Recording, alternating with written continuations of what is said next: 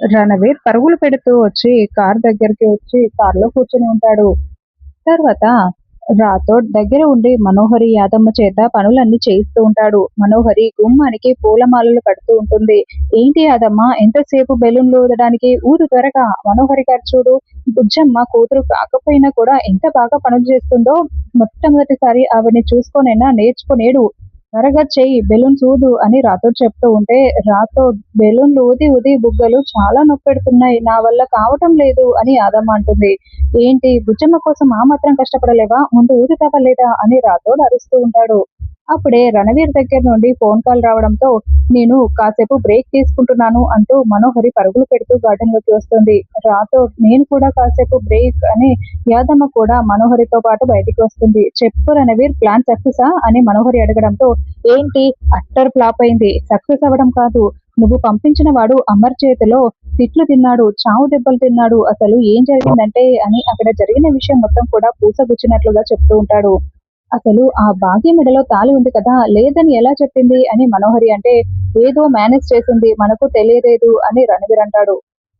"గతం మర్చిపోయిన అమర్ అవి మార్ఫింగ్ ఫోటోలని ఎలా కనిపెట్టగలిగాడు? ఛ! ఏంటి ఇలా ఫ్లాప్ అయింది" అని మనోహరి అంటుంది. "ఇలాంటి చెత్త ప్లాన్లు కాదు మనోహరి నువ్వు వేయాల్సింది. ఏదైనా గట్టిగా ప్లాన్ చెయ్యి" అని రణవీర్ చెప్తూ ఉంటాడు. "అమర్ వాళ్ళు ఇంతకీ బయలుదేరారా లేదా?" అని మనోహరి అంటే, "వాళ్ళు బయలుదేరడం ఏంటి? ఆ బాగీ కోసం బట్టలు తీసుకుంటున్నాడు ఆ అమర్" అని రణవీర్ చెప్తాడు. "అమర్ బాగీ కోసం బట్టలు తీసుకోవడం ఏంటి? నా కోసం తీసుకుంటూ ఉంటాడు. నీకు తెలియదులే" అని మనోహరి అంటే, "నువ్వు ఇంకా అమర్‌కి నువ్వు లవర్‌నంటూ అక్కడే ఆగిపోయావు మనోహరి. ఇక్కడ ఆ అమర్, భాగ్య ఇద్దరు భార్యాభర్తల్లాగా ఉంటున్నారు. ఆ పిల్లలైతే ఏకంగా డాడీ అనే పిలుస్తున్నారు. నీ కోసం కాదు, ఆ భాగ్య కోసమే బట్టలు తీసుకుంటున్నాడు" అని రణవీర్ చెప్తాడు.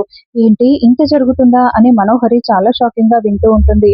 "నీ ప్లాన్ ఫ్లాప్ అయింది కదా! ఇప్పుడు నా ప్లాన్ అమలు చేస్తాను" అని రణవీర్ ఫోన్ పెట్టేస్తాడు.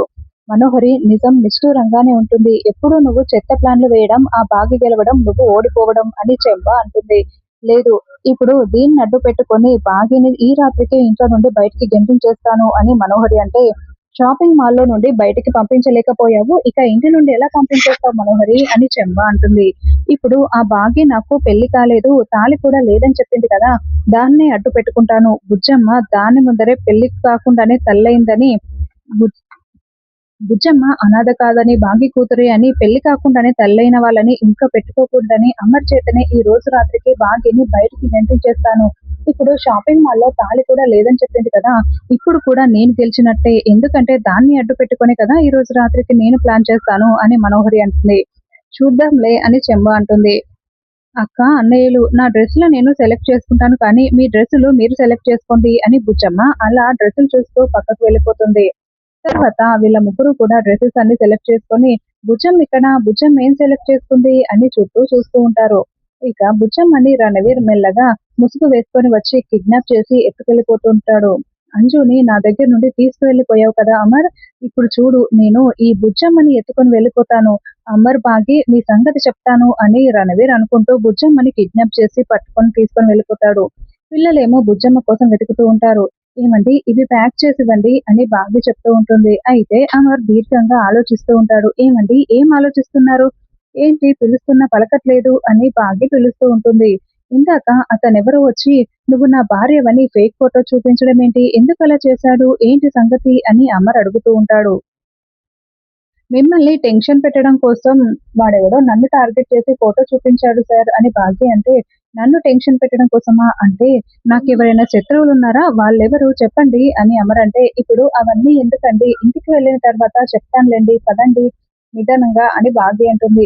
"లేదు, నాకిప్పుడే తెలియాలి. చెప్పండి, నాకు శత్రువులెవరున్నారు" అని అమర్ నిలదీస్తూ ఉంటాడు. అప్పుడే పిల్లలందరూ అక్కడికి వచ్చి బుజ్జమ్మ కనిపించట్లేదని చెప్పడంతో, "అవునా, ఎక్కడికి వెళ్ళింది" అని తరోవైపు వెతుకుతూ ఉంటాడు. రణవీర్ బుజ్జమ్మని ఒక స్టోర్ రూమ్ లాంటి ప్లేస్‌లో తీసుకొని వెళ్లి కాళ్ళు, చేతులు కట్టేసి ఉంటాడు. నోటికి ప్లాస్టర్ కూడా వేసి ఉంటాడు. ఇంకా అలా చూసి నవ్వుకుంటూ ఉంటాడు. ఇదంతా నారదుడు గుప్తా గారు మాయాదర్పణంలో చూస్తూ ఉంటారు. "ఏంటి మహర్షి ఇది? అరుంధతి బాలికని ఇతగాడు వధించుటకు తీసుకువెళ్ళాడు. ఇందాకేమో బాగి బాలికని నా భార్య అంటూ అతగాడు వచ్చాడు" అని గుప్తా గారు చెప్తూ ఉంటే, "ఈ రోజు చిత్ర విచిత్రాలు జరుగుతాయని నేను ముందే చెప్పాను కదా గుప్తా" అని నారదుడంటాడు. "ఇవి చిత్ర విచిత్రాలు కాదు, కష్టాలు, ఇబ్బందులు. ఇప్పుడు అరుంధతి ఎన్ని కష్టాలు పడాలో" అని గుప్తా గారు అంటారు.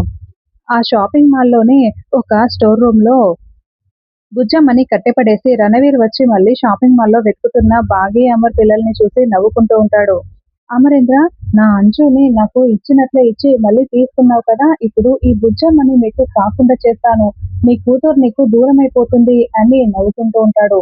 నేను వెంటనే ఆ బాలికని కాపాడదను మహర్షి. ఆ బాలికకి ఊపిరాడక శ్వాస విడుస్తుందేమో అని గుప్తా గారు వెళ్తూ ఉంటే, చూడు విచిత్ర, నువ్వెళ్ళడానికి వీల్లేదు. నువ్వు ప్రాణాలు తీయుటకు వాళ్ళని పైలోకానికి తీసుకువచ్చుటకే కదా ఉండేది. నువ్వు కేవలం వీక్షిస్తూ ఉండాలి అని నారదుడు అంటాడు. ఆ బాలిక నా కళ్ళ ముందరే ప్రాణం పోసుకుంది. అదే నా కళ్ళ ముందర ప్రాణం పోతూ ఉంటే నేనెలా చూస్తూ ఉండాలి అని గుప్తా గారు చెప్తున్నా కూడా నారదుడు పోనివ్వకుండా అడ్డుపడుతూ ఉంటాడు. ఏంటి సార్ ఏమైంది? అంటూ మేనేజర్ వస్తాడు. మా పాప కనిపించట్లేదు మేనేజర్ గారు అని బాగి చెప్తుంది. ఏం పర్వాలేదు సార్. మాల్‌లో సీసీటీవీ ఫుటేజ్ ఉంది. రండి చూపిస్తాను అని ఫుటేజ్ చూస్తూ ఉంటారు. బుజ్జమ్మ ఇంకో సెక్షన్‌కి వెళ్ళిన ఫుటేజ్ మాత్రమే ఉంటుంది. ఆ తర్వాత ఫుటేజ్ ప్లే చేయండి అంటే, సారీ సార్ అక్కడ సీసీటీవీ కెమెరా లేదు అని అతను చెప్తాడు. పర్వాలేదు ఆ సెక్షన్‌కి వెళ్లి వెతుకుదాం పదండి అని అక్కడికి వెళ్తారు. ఆ సెక్షన్ దగ్గరికి వచ్చి ట్రయల్ రూమ్స్ ఇంకా మొత్తం అక్కడున్న స్టాఫ్‌ని బుజ్జమ్మని చూసారా అని బాగి పిల్లలు అందరూ కూడా అడుగుతూ ఉంటారు.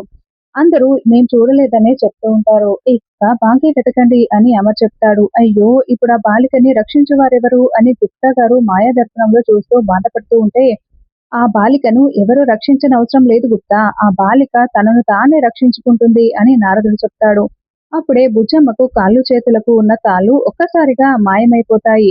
నోటికున్న ప్లాస్టర్ కూడా మాయమైపోతుంది. అప్పుడే రణవీర్ అక్కడికి వచ్చి ఇదంతా చూస్తూ చాలా కంగారు పడుతూ ఉంటాడు. పెద్ద ఉగ్ర రూపం రణవీర్ గొంతు పట్టుకున్నట్లు మీది మీదికి వస్తున్నట్లు మనకి చూపిస్తూ ఉంటారు. అలా బుజ్జమ్మ నడుస్తూ వస్తూ ఉంటే రణవీర్ వణికిపోతూ వెనక్కి వెనక్కి వెళ్తూ ఉంటాడు.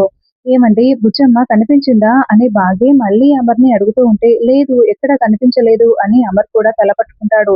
సరేనండి వెళ్ళి పోలీస్ కంప్లైంట్ ఇద్దామని బాగి చెప్పడంతో అలాగే అని అమర్ అంటాడు. అప్పుడే బుజ్జమ్మ నడుస్తూ అక్కడికి వస్తుంది. ఆగి ఒక్కసారిగా బుజ్జమ్మని హగ్ చేసుకొని ముద్దులు కురిపిస్తూ, "బుజ్జమ్మ ఇంతసేపు ఎక్కడికి వెళ్ళావు?"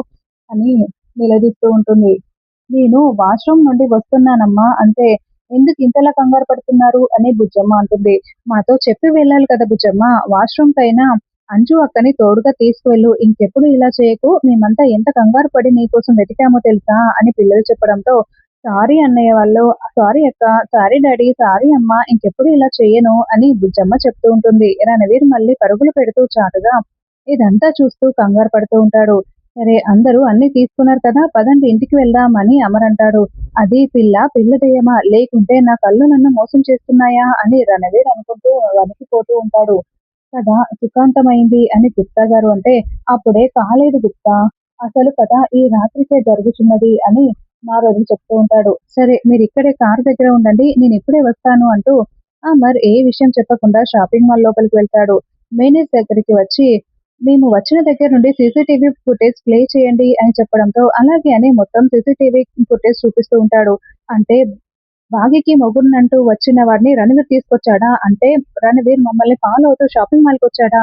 రణవీర్ మంచివాడు కదా! అందుకేనా అంజుని నేను రణవీర్‌కి ఇస్తూ ఉంటే బాగీ కూడా అడ్డుపడింది. రణవీర్ మంచివాడు కాదనేనా? నాకు గతం గుర్తుకు ఉన్నప్పుడు నేను అంజుని రణవీర్‌కి ఇవ్వలేదు.